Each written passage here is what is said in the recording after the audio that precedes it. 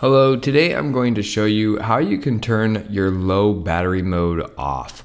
So for example, up here you can see I have low battery mode on right now, or low power mode, and that's not going to allow me to upload certain videos in high quality and all of that. So here's how we go ahead and turn this off. We want to go to settings, and then once we are inside settings, we want to scroll down until we see battery right here. So now we can go ahead and select battery.